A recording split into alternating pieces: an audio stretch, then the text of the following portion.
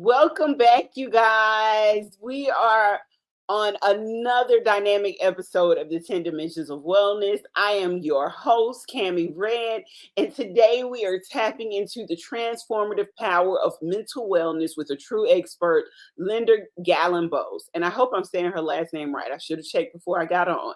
Linda is a specialist in emotional and brain health, and trust me, you're going to want to hear her personal insights on how we can find more peace and happiness, especially during those midlife challenges. Now, in this episode, was on tackling overthinking, letting go of regret, and breaking free from emotional stress. Now, whether you're stuck in a cycle of rumination or just want to stop carrying the weight of past bitterness, Linda's practical advice will light the way. And it doesn't stop there. We're also diving into a book that she co-authored, Living with Intention, to explore how living intentionally can lead to a healthier, more balanced life. So grab a cup of tea, find a comfy spot, and get ready to hear some life-changing insights. Dive into today's conversation with Linda. Hi, Linda. Hi, Cammie. Thanks for having me. Thank you for being here. First of all, let me. I should have asked this pre-show. How do you pronounce your last name? You did really great. It's Galambos. Yes. Okay, Galambos. Okay. Yeah. Okay. I apologize about that. Usually I'm pretty good at getting the names down before the show, but we just moved right into this one. Okay. I like that.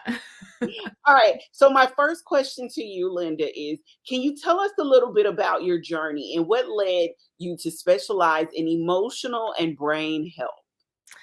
Yeah, thank you so much for that question. My journey really started in this avenue probably 20 or 30 years ago. My background is in serving people with disabilities. I have a degree in therapeutic recreation, which is providing recreation services to people of all sorts of disabilities. But the area that I enjoyed the most was people that had some emotional and mental wellness issues. And so I always was intrigued by that. But I was also always a leader or a manager where I worked. And the people aspect of leading and managing was always very intriguing to me. And so when I found myself a few years ago needing to reinvent myself in midlife, I really wanted to focus on the aspects of who I am now and really honoring what is more authentic to me. And that is the people side of me and honoring who we are and who we are becoming. Midlife is a time that we really find a lot of challenges come up. We have the opportunity to reinvent ourselves as those changes come in, whether it's changes that are related to perimenopause and menopause, or children leaving home, or even just having achieved a certain amount of success in our careers. And we find ourselves really in the next stage of life wondering, what else can I do? What do I really want to be doing now with my life at this time? And so I reinvented myself, and emotional wellness and brain health was really something that just kept rising to the surface for me when I was deciding on how to form my practice and niche as a coach. And I think part of that is just because of my own background, again, of being somebody who was always told as a kid that I was too sensitive. And I was always that kid, that was me, where I was always kind of the one that was crying at the picnic or at the family gathering. And really kind of embracing that in this second half of life, that I'm more intuitive and that emotional health and emotional wellness is just one part of my being. And how can I honor that more? I love that. I'm in that midlife experience right now as we speak. And like you said, midlife experiences can often be very surprising. What are some of the most unexpected challenges that you faced, and how did you overcome them? Okay. For me, I really found that the biggest challenge was related to my career. And I had been doing an element of work that, again, as a leader and as a manager, that's what my job was and my focus. But I was in an industry that really wasn't serving me. It was, if you will, it was a little too left brain for me. It was production related and a little bit more left brain than I would have liked. And so I just didn't find it fulfilling after a while. And after being in that career for 12 to 15 years, I was ready for a change and ready to find something that was more fulfilling as I entered that second half of life. Because I think we just all get to a point where it's like, yeah, there's got to be more. I believe Mhm. there's more and I want to find it, right? Yeah, definitely. Now, for someone who's feeling overwhelmed by their thoughts, where's the best place to start in regaining control and finding peace in that mid life situation?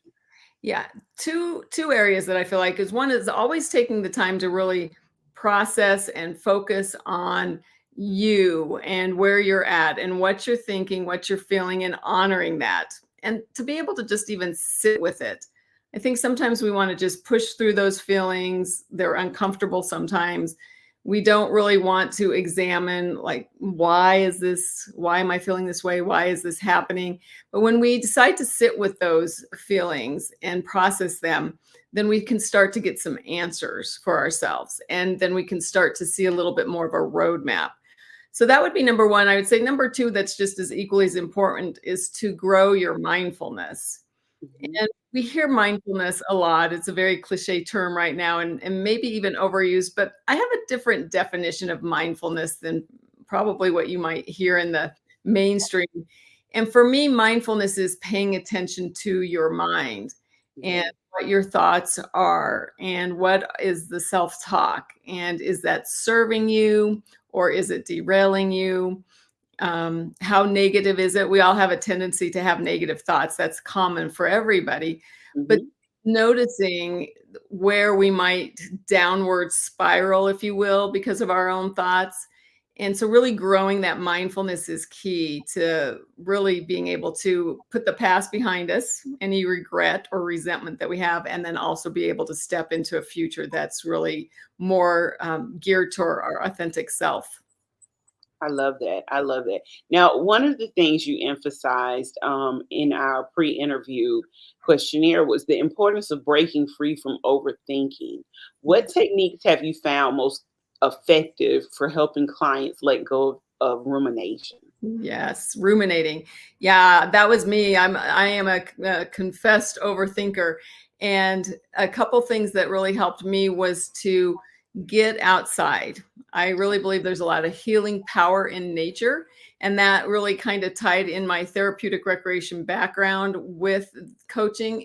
And that is to get outside and to really enjoy and focus on something outside of yourself. So whether it's in nature or even serving somebody else, those are two things that really help us get from here, where we're really inward focused, to being outward focused. And so those are two main things, but there's lots of things. Again, growing that mindfulness and understanding your self talk, and then being able to grow what we call mental muscle when you're in that rumination and when you're in that negative self talk, is to become aware of it, to catch it, and then to go ahead and flip the switch, if you will, and be able to mentally say, this isn't serving me, and I'm going to think about something different. And it's sometimes it's really hard to do, but as we practice it more, it does become more of like a switch where we can just kind of catch it and then also correct it really quickly. Okay, now how do you personally maintain a balance between your emotional wellness and the demands of running your business right now? Yeah, thank you. That's a good question because I think a lot of times there's so many different demands when we're entrepreneurs, and we have a tendency to kind of put ourselves last because we're Mhm. just continuing to grow our business and serve our clients. And I find myself continuing to go back to being outside, taking mini breaks, if you will. I sometimes call them micro moments of happiness, and creating a list for yourself of things that refresh you, that only take a couple minutes, that don't cost any money. You don't have to get in your car and drive somewhere, but the things that are accessible to you every day that you can do for 2 or 3 minutes to really just refresh and reboot yourself and get grounded again. And it is basic practices like stepping outside once again. It is taking your shoes off and walking through the grass. Yeah. It's enjoying that latte and really savoring it instead of just drinking it and going through the motions, like just being present with yourself for even 3 to 5 minutes a couple times a day, I find really kind of resets us and grounds us back to really taking care of ourselves. How does your personal experience with emotional shape the way that you work, especially women going through a midlife transition? All right, Cami, can you repeat the question? It was breaking up. I'm sorry. I said, how has your personal experience with emotional health shaped the way you work with others, especially women going through a midlife transition? Yes, thank you so much. When I first left the corporate world and was in the process of reinventing myself, I feel like I was, if you will, for lack of a better way of saying it, I was kind of an emotional mess. Really kind of stuck in the past and am I really leaving this career behind, and what are the regrets I have? And of course there was some bitterness and resentment having really poured myself into this profession. And then on top of that, my children were leaving home. So I just feel like I was an emotional mess. And the other thing that happens in midlife is we usually get sandwiched not only between launching our children, but then our parents. And Yes. I had a father that was diagnosed with a brain tumor. And so from the time he was diagnosed to the time he passed away, it was 10 months. And so all of that stuff happened for me within like a 3, maybe 4 year time frame.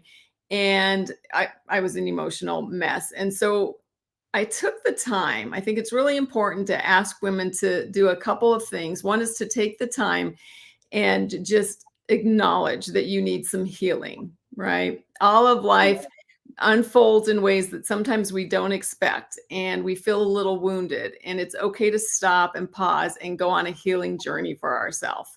And so helping women navigate that healing journey is something that I like to incorporate into coaching. And the other piece of that is realizing that we have so much of life still left. We're fortunate to live in a time and an age where people are living to be 90 and 100 and in pretty good health if you take the time to take care of yourself, right? Which I know is something you're passionate about, Cami. Yes. And yeah, and so I think that when we get to our 40s, 50s, and even 60s and think, what do I want for the next 30 or 40 years, it can feel a little overwhelming. So Yes. helping to just redefine what that looks like. And the other thing that I find for a lot of women is that they've put their own dreams and desires on the back burner, if you will. And so they don't even know what they want when they reach this stage of life. And so we need to do a little bit of exploring and investigating and really just dreaming again of what can my life look like in this second half. So two really big factors in the roadmap to getting women who are in midlife kind of back on that track of feeling good about their life and really thriving, because I do think the second half of life is the perfect time for us to really thrive, maybe even more than we did in our 20s and 30s, if we're honest. Absolutely, absolutely, absolutely. I'm constantly telling my clients, the people that follow me, that after 40, it's almost like your life starts over. And I know exactly what you mean when you say your kids are leaving. My son is 25, he's left the nest. And I'm really rediscovering who I am, even though there's still some of my core values and some of the things that I believe in that I still do for myself.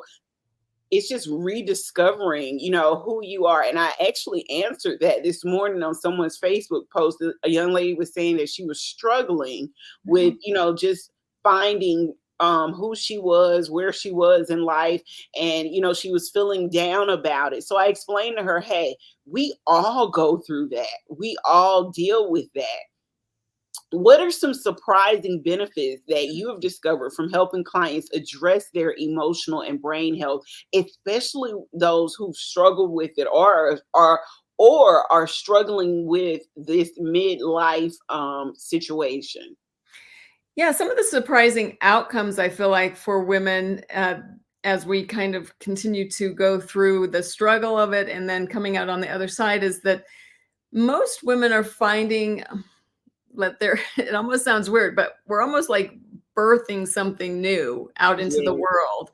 And which makes sense as women, right? So a lot of people do want to change careers, or they want to even start working for themselves.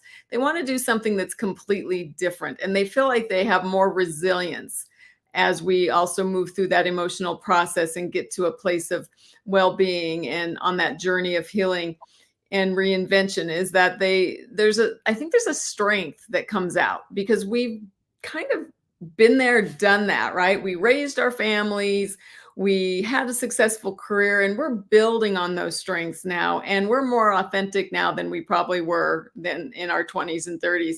And the emotional impact that has as people move into this new phase, whether they are just reinventing their career, sometimes people are even just retiring, but they have things that they know they're really passionate about that they're going to continue to do. For example, tutoring students at the high school level or whatever it is. I find that people are just really at peace with it, and yet also walking in this really kind of quiet strength around it. And that's what's really fun to see is saying yes to something that you didn't really know was there. A recent example, I had a client who has worked with visually impaired people at the school level her whole life. And what she's wanting to do now is work with adults as they're aging, if they're having some visual impairments. And so she started her own business, which I believe before we started working together, she did not see that coming.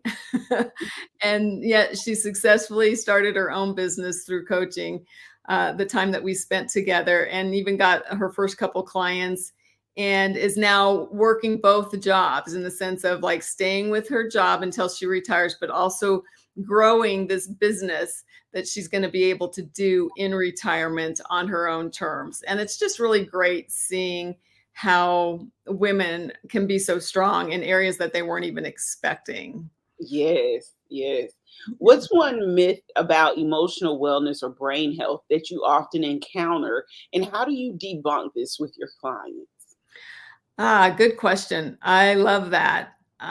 One of the things that I don't know that it's a myth, but a lot of times people don't realize that your brain health is what helps with your mental health Yes, and your mental wellness. Because if we're eating junk food and highly processed foods and foods with a lot of artificial colors and flavors, as you know, mhm, it does affect our brain. it And does. and when our brain's not working right, then how can we expect our emotions to be working right and our thought processes to be working right? And it's just all so connected. And so it's not so much as a myth, but I think there's a need for education and awareness around brain health and how it affects mental health. And Yes, one of the things I love to coach on is that I love one of the reasons I was so attracted to your virtual summit coming up is because I've always coached on the 4 or 5 dimensions of wellness, and that being our physical health and wellness, and our spiritual and mental and emotional, and that they're all connected to each yes, other. When we yes. neglect our spiritual health, we're actually also neglecting our emotional health. And when we neglect our physical health, then that's also affecting our emotional health. And so really helping people to be educated in the fact that we're a whole being and a whole person with all these dimensions, and that we can tap into that. And that doesn't mean trying to keep, all the balls in the air at the same time, but it's being aware that, what, I haven't really done anything to nourish my spiritual being. And what can I do this week to do that? I love that. And you're absolutely right. I focus on all 10 of those aspects of wellness because it just lets you know how interconnected everything is in your life. Yes. Yes. Okay, so We are on the same page with that for sure. yeah, your focus on brain health is extremely fascinating. What are some key ways people can keep their brains healthy at their age, especially when it comes to their emotional well-being? Yes, thank you. One of the there's actually several things, and the beauty is it's not like having to learn something new. Our brain health is very much tied again to all the other aspects of our health. So when we're physically active, and that doesn't mean having to go to the gym 3 or 4 times a week and running 5 miles. It just means moving our bodies as we age, right? In an intentional way. So when we're physically active and taking care of our physical health, then our brain health comes along. And it's the same thing with our diet. When we hear about a heart healthy diet is the same for a brain healthy diet. So you're not having to really do anything different. It's really just giving you more reasons to pay attention to the things we've heard our whole life, which is get more exercise, eat a healthy and as clean of a diet as you can, and then, of course, sleep. Sleep is another very important factor for our brain because when we're sleeping, our brain is literally processing the day. It's sorting and storing and compartmentalizing all the things that happened and putting it into our subconsciousness so that it can draw upon that for future experiences. And so sleep is huge, and yet not everybody can find a good night's sleep, but there's ways on that as well. And so we coach a lot on sleep habits and patterns and setting up a good evening routine where you can wind down. That's getting off of our devices, as everybody knows, but also just taking time to maybe reflect on your day and process a few things and have a gratitude practice, if you will, to kind of be able to put your mind at rest as well as your body at rest when we go to sleep. I love that. I love it. My next question for you is, what role does mindfulness play in your approach to emotional and brain health? And how do you incorporate that into your practice as well? Yeah, mindfulness, as I think I stated earlier, is really probably one of the number one ways that we can grow our emotional well-being, which in turn grows our emotional intelligence as well. And mindfulness practices and meditation and prayer, they all kind of fit in that same container. And so if you're somebody who doesn't feel like you can meditate, we really break it down to the very basic level of what meditation is. And it's really just focusing your mind. And when all the intrusive thoughts come in, like, oh my gosh, I forgot that I needed to start the dishwasher, and oh, I need to return that email when we're trying to meditate, it's really just gently pushing those thoughts back out. Nobody can meditate without having any intrusive thoughts. So that's a myth. So we kind of break that myth that, meditation is this Zen moment and where you're just have emptied yourself of all thoughts. That's just not happening for, I don't think anybody. But so teaching that and then practicing that. So on calls, we will practice some short, what I call sensory meditations, just so Okay. that you can learn how to do that. When you have the thoughts come in, how you can just redirect your brain. We have more control. This is another thing that I think is a myth, if you will, is that our mind is just running the show all the time. We actually have more control over our mind and our thoughts than we think we do. And mindfulness and meditation and even prayer help prove that when we can redirect ourselves from that intrusive thought and back to what we were meditating on or back to what we were praying on. So we do practice that when in coaching, just so that clients get a feel for it and then know how that process works and can then implement it each day at some portion of their day, and sometimes even 2 or 3 times a day, because they can be short, again, that 3 to 5 minutes of just a micro moment to yourself of meditating on something very simple or basic. I love that. Now, you've talked about peace and happiness as outcomes for living a healthier lifestyle. What specific changes have brought you the most peace in your own journey? Ah, good question. I would say the things that have brought me the most peace and happiness in my own journey would be to carve out time for myself. I think as women, we're so conditioned. Again, that sounds so cliche, but as women, we're so conditioned to continue to serve everybody else Yeah, and always put everybody else first, right? right. And in order for us to be able to be happy and to find peace, we need to continue to fill our own cup up, right? Because we can't just keep pouring out with an empty cup. And so I believe self care, again, very cliches, but self care and finding what works for you again at this stage of life. Because self-care when we were raising kids might have been like, I just want an hour to myself, right? Yep. And self-care as we age might be something more like, I need to really connect with one of my good friends and just have a moment of, some girl time, nothing related to work, nothing related to kids or family, just, a free for all of laughing. And Yeah. so finding self-care that works for you as we age is probably one of the things that I've done. And so for me personally, it is about getting out in nature. Still, for me, I find that recenters me and just regroups me. And it's my self care is spending time in creation with the creator. And it might be just watching a sunset or, sitting by a stream of water, something like that. That's what's really brought peace and happiness to me in the last several years. I love that. Now, how do you help your clients identify when their thoughts are getting in the way of their own happiness? Mm. That's a good question. There is a kind of a simple way. So I'll just share this with your audience. Lots of times, because our brain is so negatively bent, those negative thoughts and emotions are actually producing negative chemicals in our brain and body, Mhm. and hormones, chemicals, whatever you want to call them, the cortisol, that sort of thing.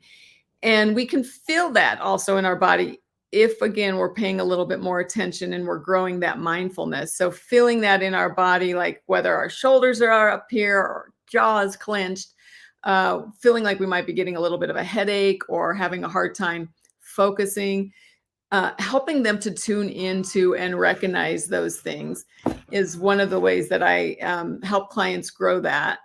And then there was a second point that I was going to make around that.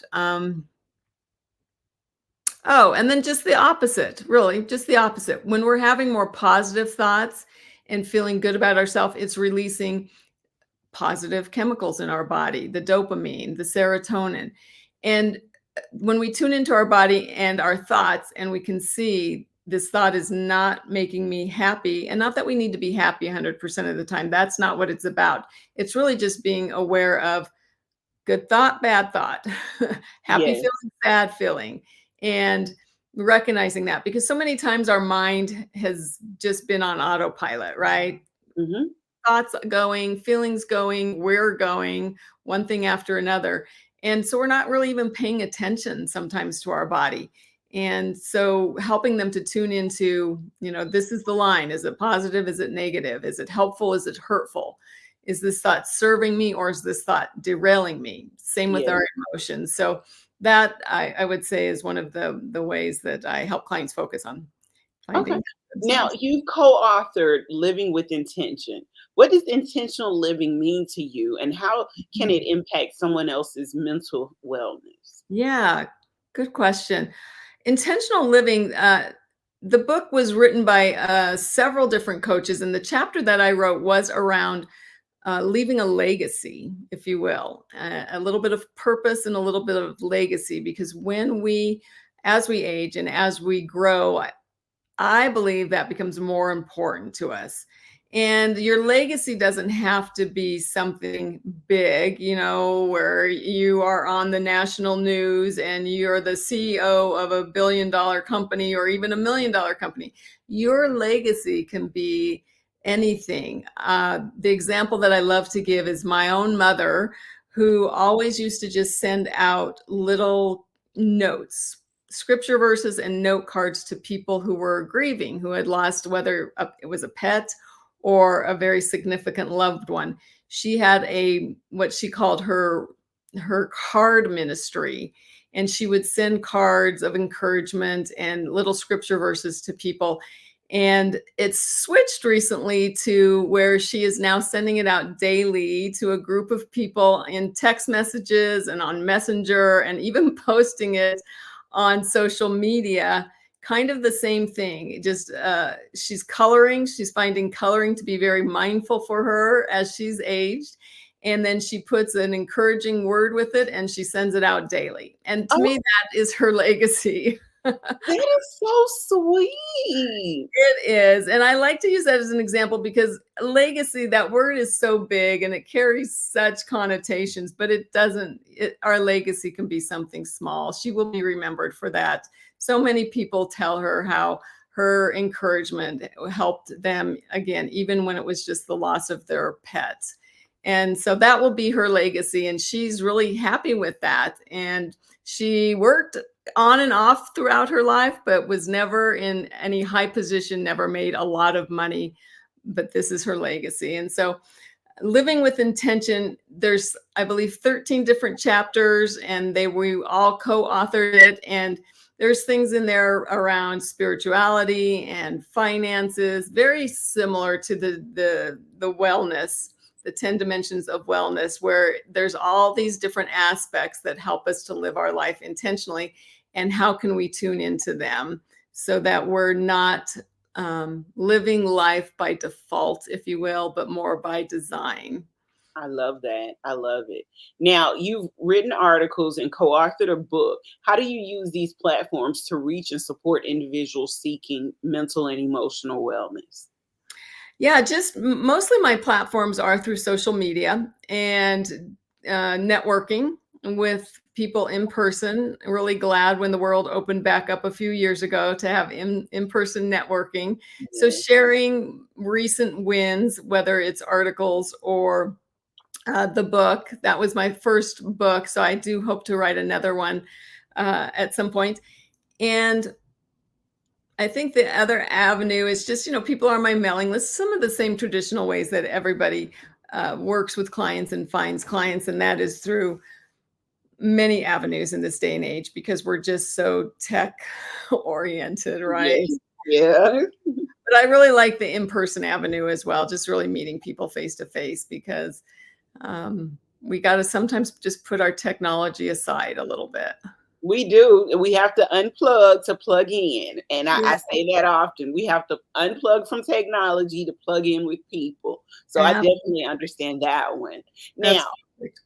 with the rise of mental health awareness, how do you think people's understanding of brain health has evolved in recent years? Mm. I think it is evolving, and I would love to see it evolve even more. I think we need to do more at the school level and in our education system, Mhm. starting even at a young age. You can start teaching children mindfulness, and in the same way that I start adults, and that is just what is a sensory meditation. And an example of a sensory meditation is, what am I hearing right now? And when we're all quiet for a moment and we just tell our brain to focus on what we're hearing, that's a perfect example of something that can be done at an elementary level. And then continuing on through high school with educating students around our thoughts and ruminating and what is that and what to do when you are overthinking. And I believe that we're starting to see some of that.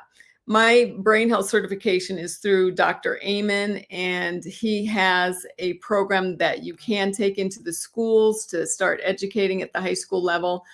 And we're seeing more of that, more focus on that in small doses, though, not anything on a large scale. But I feel like there's so much more awareness now, and part of that awareness is because we can see what's happening in the brain. Yeah. 20 years ago, they were just starting to do MRIs on the brain and SPECT scans on the brain. But now we have a whole database of what's happening in our brain when we're meditating, what's happening in our brain and the effects of alcohol. And so using that as our leverage to educate people is really just taking off. And so that's exciting. Um, so I lots love of different platforms, speaking to students is another avenue that I would like to grow for myself. Oh, good. Oh, that's a great goal to have. Now, Yeah. what has been the most rewarding aspect of helping clients improve their emotional and brain health? Mm. I just really love seeing people have like that paradigm shift or Mhm. even just the small aha moments. But sometimes there's a bigger paradigm shift where they're seeing how maybe something like their emotions or even a learning disability played a role and shifted them. And so they start to connect the dots and bringing all of your life experiences together and feeling good about that, right? That this has happened for you and not to you. So many times we can play the victim card and feel like a lot of things in our life have happened against us and that why me kind of syndrome, but really helping people to have that paradigm shift to see that life is happening for us and Yes. what is the opportunity in the things that come our way and what is the gift and that silver lining in things that actually aren't even very positive at first, Yes. helping them to see and seeing that shift in clients is so rewarding for sure. I wholeheartedly believe that. I'm often telling people to look for the lesson in the situation. So if you feel like it's something that maybe was a negative in your life, look for the lesson in it. Find the lesson, find something to be grateful for, even if it's just the lesson. So Yeah. I wholeheartedly believe in what you're saying. Yeah. So how do you stay motivated and positive in both your personal life while helping others on their wellness journey? Mm. I think motivation kind of comes when you're more aligned. This is what I'm finding at this point. I don't. I kind of jump out of bed every morning, excited to work with the people that I'm coaching, and to work on my own business, whether it's revamping my website. Whereas when I was working more in the corporate world, it felt like, pulling myself out of bed, going to work. And I think when we're more aligned, we're more naturally motivated, Yes. which is always good. And I think that is another good indicator for people when we're really struggling to get out of bed in the morning and we're really struggling to get through the day, that something's just not right. And that we Mhm. need to take the time to figure out what that is and then make the changes accordingly. Yes, yes. All right. Well, this is my last question for you. If you could leave listeners with one piece of advice about emotional wellness, brain health, or living with intention, what would it be? And then at the end, I want you to give our listeners the ways to get in contact with you. Okay. All right. I would say my one piece of advice would be to really grow your awareness. Before anything can change in our life, we need to grow our self awareness. And what I mean by that is just paying attention again to the details of our life, paying attention to what our body's doing. If we're always having headaches, paying attention to what our digestion is doing, paying attention to if you're able to get out of bed or not get out of bed easily in the morning. When we grow that self awareness, we build the foundation for being able to grow anything we want in our life, truly, and to be able to dream big and craft the life that we sometimes dream about, but aren't really seeing come to fruition. So that would be my advice, is to continue on the self awareness journey. And then ways people that can get in touch with me, I am on social media on Instagram. It's at Linda_Galambos.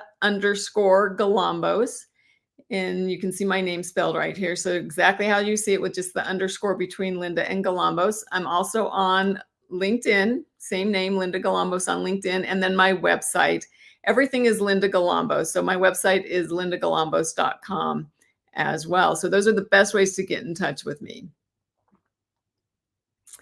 Awesome. All right. So I'll include that in the description of today's podcast. But Linda, I want to thank you so much for being a part of this episode. And you guys, that's not the only way to see Linda.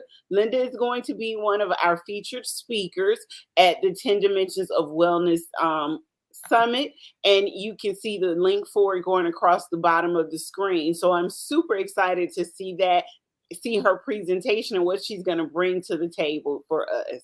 Yes. Thank you so much for having me, Cami. And I'm so excited about the summit as well. Really looking forward to it and connecting with people directly, and can't wait. I'm excited as well.